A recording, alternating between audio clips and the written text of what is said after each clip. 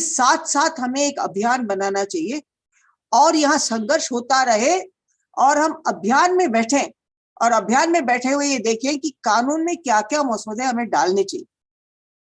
इसको करते करते तीसरा एक सोच आया कि संवाद भी करनी पड़ेगी सरकार के साथ।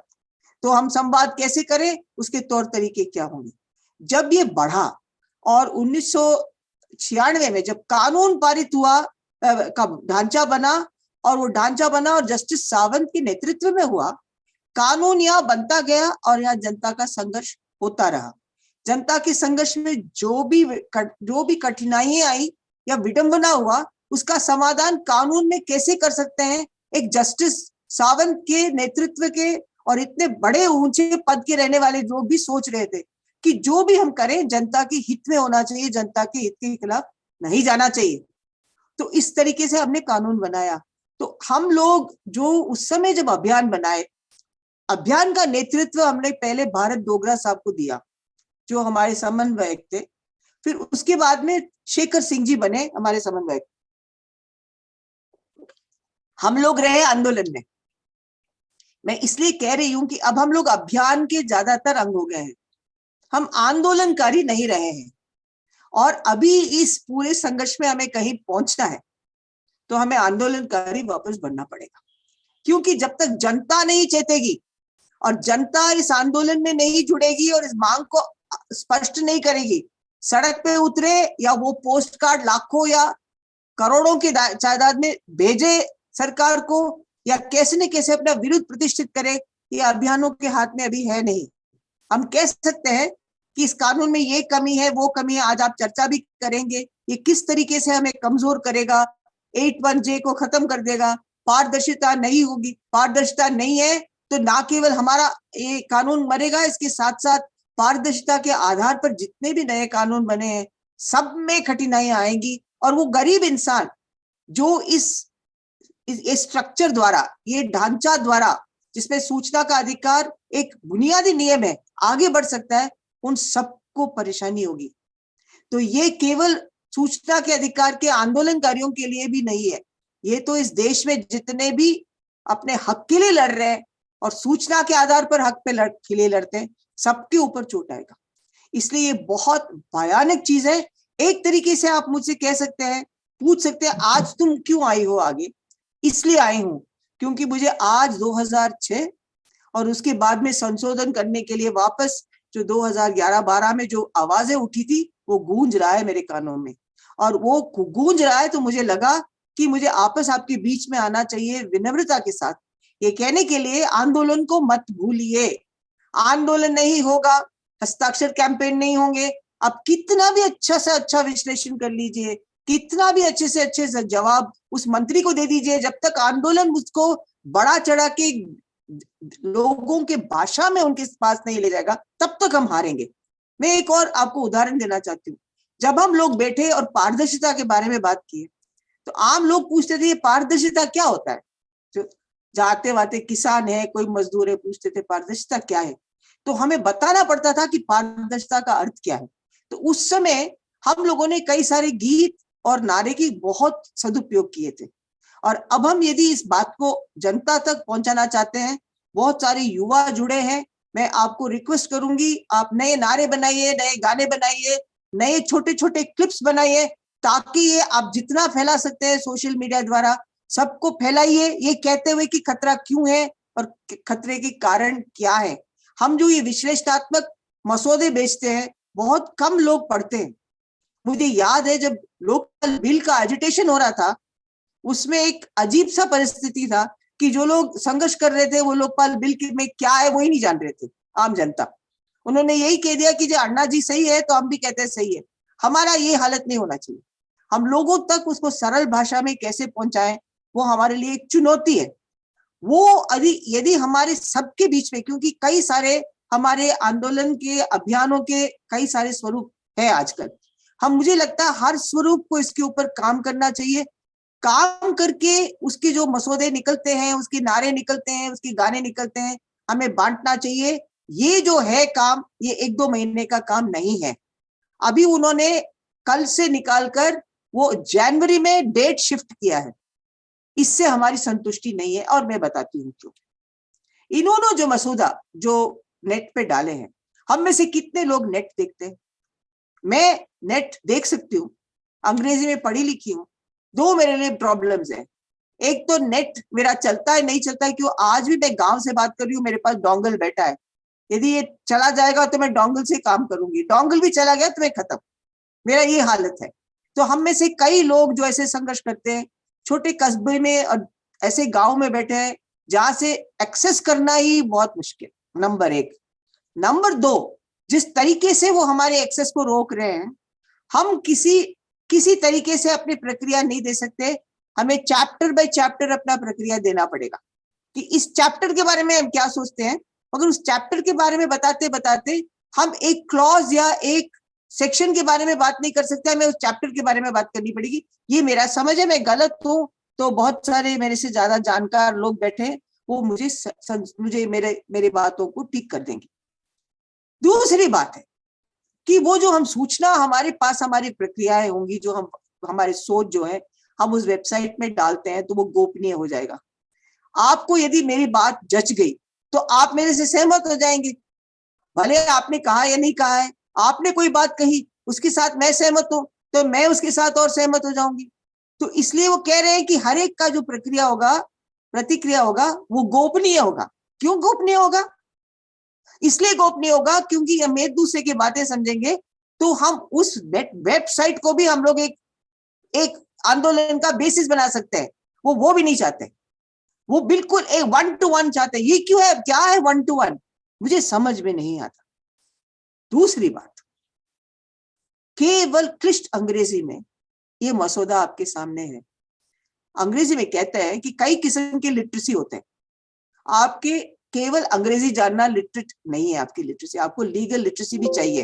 आपको एक मसौदा पढ़ने के तरीके भी समझने पड़ेंगे। आप जानते हैं कि वो गलत है, मगर उसको किस तरीके से आप पेश करेंगे कि ये गलत है, उसके लिए आपको एक किस्म का भाषा चाहिए, एक किस्म का समझ चाहिए, बहुत सारे और कानूनों का समझ चाहिए।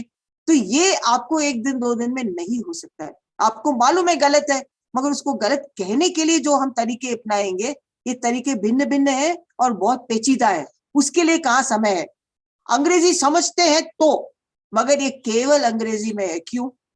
इतना हिंदी के बारे में बोलते हैं, इत राष्ट्रभाषा के बारे में बोलते हैं, हिंदी में भी नहीं है। हिंदी में केवल क्यों? 22 भाषाएं हैं इस देश में, और कर्नाटका से मेरे दोस्त जुड़े हैं, तो कन्नड़ में क्यों नहीं है? तमिल में क्यों नहीं है? मलयालम में क्यों नहीं है? हर एक भाषा में क्यों नहीं है? क्योंकि मैं अभी गई थी, दक्षिण भारत गई, मैं बैंगलोर गई, और हम सोचते हैं अरे बैंगलोर में अंग्रेजी बोल लो तो सब समझ जाएंगे। मुझे कहा गया कि आप हिंदी भाषी लोग बहुत शोषण करते हैं हमारे ऊपर, क्योंकि हम क्या करते हैं, कहीं भी चले जाते हैं, हम अंग्रेजी में नहीं बोलते, हिंदी में बोल देते। उन्होंने कहा हिंदी भी हमारे लिए शोषण है, क्योंकि हिंदी भी नहीं समझते हैं हमारे लिए। आप तो कन्नड़ में बोलो, मुझे तो कन्नड़ आता नहीं है, थोड़ा बहुत तमिल आता है, थोड़ा बहुत मलयालम आता है, मगर मुझे कन्नड़ आता नहीं है, तो मैं क्या भाषा में उनके साथ बोलती? और इस तरीके पेचीदा मामला उनको कहना है, तो पहले अंग्रेजी पढ़कर एक कन्नड़ बोलने वाला उसको सीखेगा, फिर उसको समझने के बाद वो कन्नड़ में अनुवाद करेगा, कन्नड़ में अनुवाद करने के बाद वो मीटिंगें बुलाएगा, वो मीटिंग बुलाने के बाद खूब सारे बड़े समूह में उसको बात करेगा, फिर उसको ले जाएगा, उसका एक आंदोलन करेगा। इसके लिए समय चाहिए हमें, हम एकदम से कैसे कर सकते हैं? और सूचना का अधिकार का कानून इसलिए सशक्त हुआ क्योंकि जगह जगह उसकी बात हुई, अलग अलग किस्म के लोग उससे जुड़े, ना केवल भाषा की बात थी, मगर किस अलग अलग वर्ग, जाति की नहीं बात कर रही हूं मैं, अलग अलग वर्गों की। जैसे कि कोई कहीं पे कोई रिसर्चर ने उसके ऊपर मुद्दा उठाया, कहीं वकीलों ने उठाया, कहीं जेल में जो बंद है वो कैदी ने भी उठाया, कहीं अलग अलग अलग अलग लोगों ने उसको उठाया कि उसमें ये कमी है, उसमें ये कमी है, उसमें ये कमी है। तब जाके वो बात मजबूत और तगड़ा हुआ, और उसको रोकने के लिए कोई नहीं आ सका, और वो आगे बढ़ता गया और बड़े तादाद में बढ़ा, क्योंकि सब लोगों को, महिला, दलित, आदिवासी, सब लोग समझे कि उनका हिस्सा इस सूचना के अधिकार में क्या है, जिससे उनको फायदा होगा। वो समझने के बाद वो कानून जबरदस्त बना। इसके लिए भी वक्त चाहिए। इतने बुनियादी संशोधन करने के लिए ये सरकार यदि सोचती है कि एक वेबसाइट में डाल के ये कर देगी, उससे हमारा बहुत बहुत भारी मतभेद है कि हम चाहते हैं कि इसको आप तो 22 भाषा में पहले आप खुद अनुवाद करो, इस मसौदा को डालो, डालने के बाद हमें वक्त दो ताकि हम बात करें। तीसरी बात है, सरकार को खुद मंचे बनानी पड़ेगी हर राज्य में, जिस मंच में हम सब बात करेंगे अलग अलग समूह के साथ, तो वो लोग उस मंच पे जाके अपना विरोध प्रतिष्ठित कर सकें, अपना सुझाव दे सकें, अपना जो सोच है उसको रख सकें, तब जाके इस मसौदा के बारे में सोच सकते हैं कि ये मसौदा होना चाहिए कि नहीं होना चाहिए, किस डेटा को प्रोटेक्ट कर रहे हो, क्या डेटा प्रोटेक्शन होगा, किस किस्म के डेटा को प्रोटेक्ट कर रहे हो, किन लोगों के डेटा को आप प्रोटेक्ट कर रहे हो। अंत में ये लोग, ये जो बड़े बड़े कॉर्पोरेशंस हैं और बड़े बड़े कंपनियां हैं उसकी साइड में है, तो मेरा कौन प्रोटेक्ट करेगा। जैसे आप शुरुआत में कहे थे, आप जाएंगे, आप सूचना मांगेंगे तो ये कह देंगे आपकी फिड्यूशरी राइट्स नहीं है, ये थर्ड पार्टी है, तुम इस पटवारी के बारे में क्यों सूचना मांगना चाहते हो। मैं जमीन का मांगूंगी तो कहेंगे तुम्हारे पड़ोसी की जमीन के बारे में तुम क्यों जानना चाहती हो, जब पड़ोसी मेरा जमीन खा रहा है। तो इसलिए हर चीज में आएगा, और गरीबों को तो खत्म ही कर देंगे। वो राशन, पेंशन, पानी, हमारा जो जितने भी वेबसाइट्स है वो सारे चले जाएंगे, क्योंकि वेबसाइट में अभी सूचना का जो हमारे जो जन सूचना पोर्टल है राजस्थान में, उसमें क्लिक करके आप जाके ये भी देख सकते हो, कोई भी देख सकता है कि किसका राशन गया, किसका पानी गया, किसके क्या गया, वो सब सूचना। और लैंड राइट्स, लैंड भी उधर है। मैं भी अपना जमीन का कुछ भी समझना चाहती हूँ तो मैं वहां क्लिक करके देखूंगी कि मेरा खसरा नंबर क्या है, मेरा खतौनी नंबर क्या है, वो सब का सब चला जाएगा। हम बिल्कुल एक अंधेरे देश में वापस चल बसेंगे जो शायद 2005 से भी पहले का होगा। क्या हम चाहते हैं? इसलिए दोस्तों मैं आज आगे आई हूं, इसलिए मैं थोड़ा आज लंबा बोल रही हूं, क्योंकि मुझे लगा कि मुझे बहुत जरूरी है कि मैं इसके बारे में आप सबके साथ, मेरा चिंता केवल नहीं, मेरे चिंतन केवल नहीं, मेरे जो खतरे का नजर आ रहा है उसके बारे में मैं आप सबसे आज बात करना चाह रही थी। और मुझे लगता है कि आज हम लोग पहले से खूब अच्छे जगह पे हैं, क्योंकि हर राज्य में, हर जगह, कई सारे जगह में हम लोग एक या तो मंच बनाए हुए हैं, या अभियान बनाए हुए हैं, या एक आंदोलन का रूपरेखा है, या समझ बना हुआ है। हम तो वैसे आंकड़े देखो तो हम इस देश में 40 से 60 लाख लोग हैं जो इसको इस्तेमाल करने वाले हैं। तो क्या हम पहले चंद लोग ही थे? मान लीजिए हम 2, 10, 20 हजार भी मान लीजिए, उतने ही थे। आज तो लाखों के तादाद में है। तो इन लाखों की तादाद में हम लोगों को कैसे बताएंगे कि आज का आपका जो हक है वो पीआईओ के पास जाके सूचना मांगने का, वो बिल्कुल खत्म हो जाएगा। आप कैसे इसको रोकने के लिए आप क्या करेंगे? वो फूड सिक्योरिटी एक्ट को अटैक करेगा, वो सारे जितने भी राइट्स बेस्ड एक्ट बने हैं सबको अटैक करेगा। अंत में हमारे लोकतांत्रिक अधिकार को अटैक करेगा, हमारे संवैधानिक अधिकारों को अटैक करेगा। तो दोस्तों मेरा बहुत नम्र निवेदन है कि कानून के विश्लेषण, आज शैलेश आ रहे हैं तो वो तो खूब डिटेल में आपको बताएंगे, और कई सारे लोग आ रहे हैं, और 81J चला गया तो हमारे तो कानून का दांत हट गया एक तरीके से, ये मान लीजिए, क्योंकि 81J एक तरीके से ताकत देता है पूरे कानून को। वो चला गया तो बहुत सारे खतरे और नजर आएंगे। उसके ऊपर शैलेश को जम के बात करेंगे, इसलिए मैं उसके ऊपर बात करना नहीं चाहती। उनकी बात आप सुन लीजिएगा, रिपीट नहीं होना चाहिए। मैं आपको इतना ही कह रही हूँ कि आज हम लोग अपने आप को एक रणनीति बनाएं इसके संघर्ष के लिए। एक पूरा आंदोलन की रणनीति में जो जो जना जाके अपने घूम फिर के जगह जगह बात कर सकते हैं, लोगों को चेता सकते हैं, अपने शहर में, अपने इलाके में, जहां जहां जा सकते हैं, घर से बाहर निकलकर इसके बारे में लोगों के बीच में बैठ के बात करने के लिए तैयार होना पड़ेगा। वो आंदोलन शुरू करना पड़ेगा हमें। उसके लिए जो लोग मसौदा के विश्लेषण पे लगे हुए हैं, जो मसौदा के अभियान बड़े अच्छे विश्लेषण कर रहे हैं, जैसे एनसीपीआरआई ने बहुत बढ़िया विश्लेषण किया है, उस विश्लेषण को विश्लेषणकारी और आंदोलनकारी को मिलकर सरल भाषा में करना पड़ेगा। इसका उदाहरण मैं देती हूँ। हम लोग इतने बात किए, कोई समझा नहीं।